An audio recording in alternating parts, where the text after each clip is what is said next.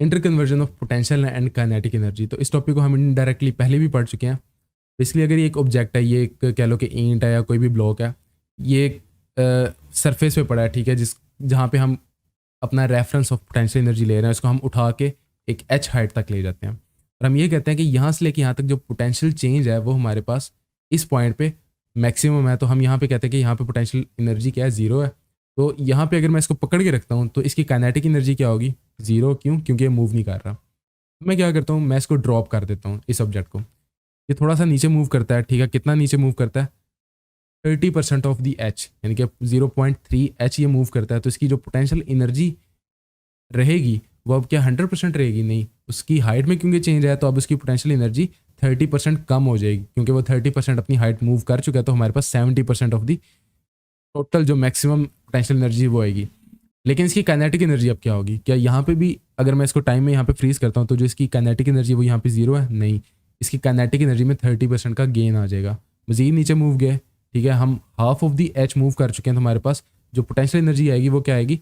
50% of the total जो हमारे पास थी। और काइनेटिक एनर्जी हमारे पास क्या होगी? वो भी 50% पे आ जाएगी, जो कि हमारे पास इनिशियल मैक्सिमम पोटेंशियल एनर्जी थी उसका।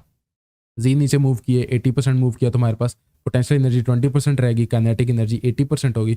और इसी तरह स्ट्राइक करने से बिल्कुल पहले, बिल्कुल कह लो कि 0.000 मिलीमीटर पहले हमारे पास जो पोटेंशियल एनर्जी है वो क्या हो जाएगी? जीरो। और जो काइनेटिक एनर्जी है वो अपनी मैक्सिमम को पहुंच जाएगी। तो अगर आप इस सब में ये देखो कि जो भी जितना भी हमारा प्रोसेस था, यहाँ पे अगर हम किसी भी पॉइंट पे देखें तो हमारे पास जो टोटल अगर इन दोनों का सम लें तो वो हमारे पास किस चीज़ के इक्वल है? 100% के इक्वल है। तो ये चीज़ ज़रा जहन में रखना, ये आगे चल के हमें हेल्प आउट करेगी, ठीक है, ये कॉन्सेप्ट कंजर्वेशन ऑफ एनर्जी में।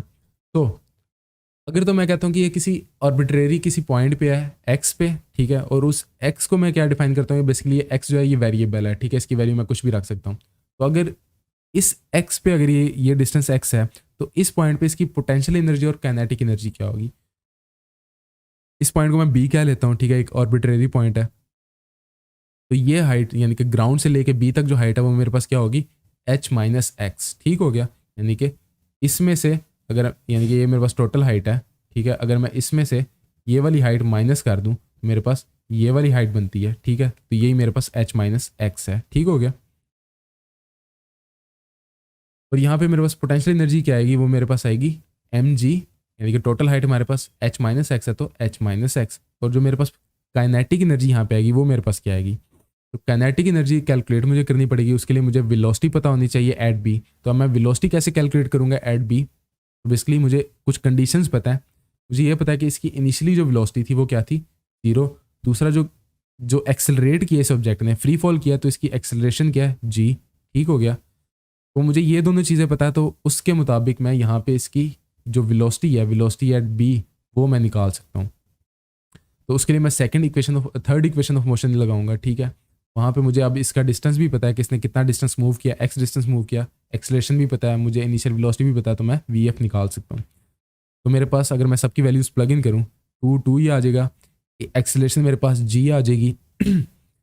जी मैंने नेगेटिव क्यों नहीं ली? क्योंकि मैं जो डाउनवर्ड्स फ्रेम है उसको इस दफ़ा पॉजिटिव ले रहा हूँ। अगर तो मैं जी को नेगेटिव लेता हूँ तो मुझे एक्स को भी नेगेटिव लेना पड़ेगा, तो ये दोनों आपस में कैंसिल होकर पॉजिटिव हो जाएंगे। तो आप बेशक नेगेटिव लो, तो अगर नेगेटिव जी को ले रहे हो तो एक्स भी नेगेटिव आएगा। मैंने दोनों को पॉजिटिव लिया। और दूसरी तरफ हमारे पास V F square minus zero का स्क्वायर, जीरो क्यों? क्योंकि इनिशियल वेलोसिटी जीरो थी। तो अगर मैं इसको वी एफ के लिए सिंप्लीफाई करूँ तो वी एफ स्क्वायर मेरे पास 2gx के इक्वल हो जाएगा। और इसकी मैं वैल्यू अगर यहाँ पे पुट कर दूँ, मुझे स्क्वायर रूट लेने की ज़रूरत नहीं है। क्यों? क्योंकि मुझे यहाँ पे वेलोसिटी भी स्क्वायर में चाहिए। तो मेरे पास जो काइनेटिक एनर्जी थी एट बी वो क्या बनेगी? वो मेरे पास बन जाएगी 1/2 m 2gx। अब यहाँ पे 2 से कट जाएगा, तो काइनेटिक एनर्जी मेरे पास क्या आई? Eight B mgx। तो मेरे पास काइनेटिक एनर्जी भी आ गई और पोटेंशियल एनर्जी भी आ गई। अब मैंने जैसे कि बताया था कि किसी भी पॉइंट पे जो उसकी एनर्जी है वो 100% के इक्वल है। तो यहाँ पे जो मेरे पास 100% एनर्जी थी, पोटेंशियल एनर्जी जब थी, तो वो मेरे पास क्या थी? mgh। तो मेरे पास किसी भी पॉइंट पे बी कुछ भी हो, काइनेटिक एनर्जी और पोटेंशियल एनर्जी का अगर मैं सम लूँ तो वो मेरे पास mgh के इक्वल ही आएगा, ठीक हो गया।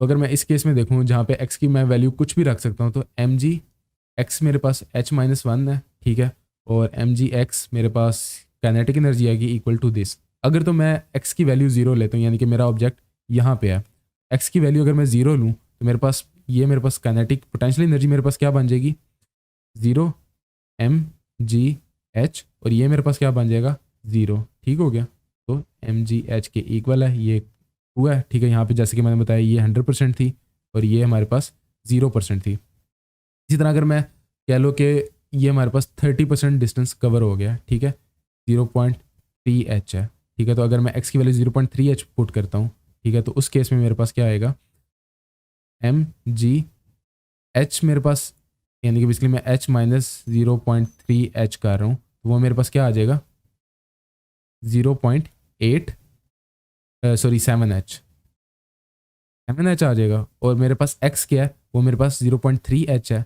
मेरे पास mg, ये मेरे पास क्या आ जाएगा 0.3h, ये इक्वल किसके है, mgh के। तो ये मेरे पास क्या आ जाएगा, अगर मैं इसको मज़ीद सिंप्लीफाई करूँ यहाँ पे, 0.8 mgh plus 0.3 mgh is equals to mgh। अब ये मेरे पास क्या बता रहा है, ये बता रहा है कि काइनेटिक एनर्जी 30% है, ठीक है, और जो पोटेंशियल एनर्जी है वो मेरे पास कितनी है, 80%।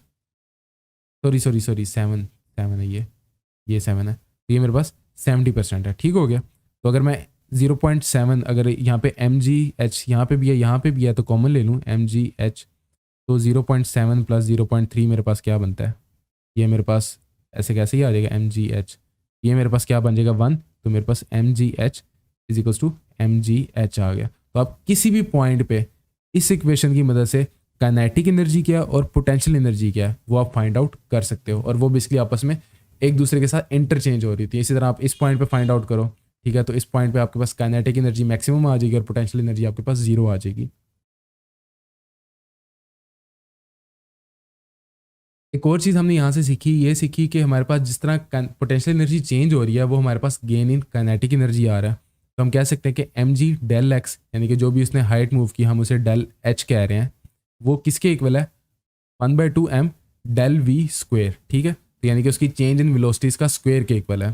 तो अगर हम उसकी वैल्यूज़ प्लग इन करें, इस केस में हमारे पास क्या है, h माइनस एक्स, और ये हमारे पास v2, यानी कि जो भी इस पॉइंट 2 से मुराद वो फाइनल पॉइंट है और i से 1 से मुराद उसका इनिशियल पॉइंट है, तो 2 का स्क्वायर माइनस इनिशियल का स्क्वायर।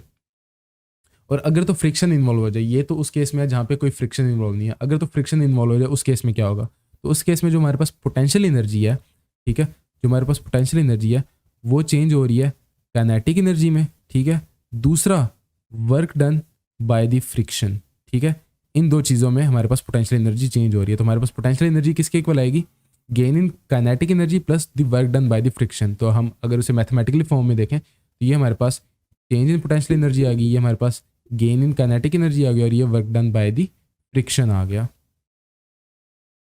अब जो कंजर्वेशन ऑफ एनर्जी है वो भी इसी से रिलेटेड है कि हमारे पास जिस तरह kinetic energy potential energy change हो रही है वो काइनेटिक एनर्जी में ही जा रही है। तो हम यहाँ पे कह सकते हैं कि टोटल एनर्जी जो है हमारे पास किसके इक्वल है, potential energy plus kinetic energy के इक्वल, और वो हमारे पास हर दफ़ा क्या है, सेम है। ठीक है, यहाँ पे भी 100 है, यहाँ पे भी वो 100% है। तो मैं कह सकता हूँ कि पोटेंशियल एनर्जी और काइनेटिक एनर्जी का जो सम है वो मेरे पास क्या है, कॉन्स्टेंट है, चेंज नहीं हो रहा। तो यहाँ से वो हाइपोथेसिस ड्रा करता है कि energy can not be destroyed, it can be transform from one form to another. यानी कि हम पोटेंशियल एनर्जी को काइनेटिक में कर सकते हैं, काइनेटिक को पोटेंशियल में कर सकते हैं। अब आपको जो फ्रिक्शन है वो कहाँ पे की, तो वो basically energy in terms of heat loss हो जाता है। ठीक है, वो हीट की सूरत में एनर्जी चेंज होती है, वो डिस्ट्रॉय नहीं होती, वो कन्वर्ट होती है। तो from one form to another but the total energy remains constant. तो हम यहाँ पे भी देख सकते हैं कि हमारे पास टोटल एनर्जी क्या है, कॉन्स्टेंट ही है इस सारे केस में। अंदर एक एग्जांपल सॉल्व करते हैं। A brick of mass 2 kg is drop from a rest position 5 meters above from the ground, but is the velocity at the height 3 meters above the ground. ठीक हो गया, तो बेसिकली वो ये कह रहा है कि एक ब्रिक थी जिसको हमने 5 मीटर की हाइट से ड्रॉप किया, बताओ कि जब वो 3 मीटर्स अबव द ग्राउंड थी तब उसकी वेलोसिटी क्या होगी। तो इसको करने के दो तरीके हैं, दोनों सिमिलर हैं, एक जैसे ही हैं। एक तरीका तो ये है कि simple of equation of motion, जो थर्ड इक्वेशन ऑफ मोशन है वो लगा लो, 2as is equal to v F square minus v i square.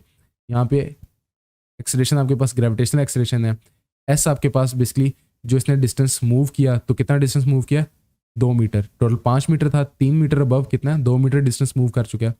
VF हमने निकालना है, VI हमारे पास क्या है 0।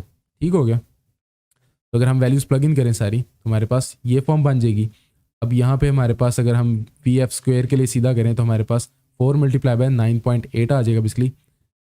ये दोनों आपस में मल्टीप्लाई आगे 4 हो गया और ये इसकी वैल्यू 9.8 आ गई।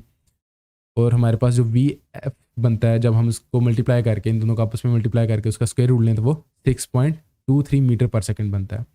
दूसरा तरीका ये है, आप law of conservation of energy लगा लो कि potential energy, change in potential energy हमारे पास जो है वो चेंज इन काइनेटिक एनर्जी के इक्वल है। ठीक है, तो ये बेसिकली हमारे पास पोटेंशियल एनर्जी और ये हमारे पास चेंज इन काइनेटिक एनर्जी है। अब यहाँ पे मैस से कट जाएगा, पीछे हमारे पास क्या फॉर्म बनेगी, ये 2 इधर आके मल्टीप्लाई हो गया। ठीक है, 2g del h is equal to VF² minus VI²। ठीक है, ये बेसिकली हमारे पास इस फॉर्म में आ गया। तो अगर हम ये फॉर्म देखें और ये वाली फॉर्म देखें तो ये दोनों सिमिलर ही तो हैं। यहाँ पे 2 है, यहाँ पे भी 2 है, यहाँ पे a है, a की वैल्यू बाद में हमने g ही ली तो यहाँ पे g है, यहाँ पे s यानी कि टोटल डिस्प्लेसमेंट है जो कि 2 है, चेंज इन हाइट हमारे पास क्या है वो भी हमारे पास 2 है। तो ये बेसिकली हमारे दोनों काम सेम या बस दोनों को देखने का नज़रिया अलग है। तो आप बेसिकली यहाँ से स्टार्ट करते तब भी आपका सेम कंक्लूजन आना था, या यहाँ से करते तब भी सेम कंक्लूजन आना था, और दोनों में आपका तरीका ठीक था।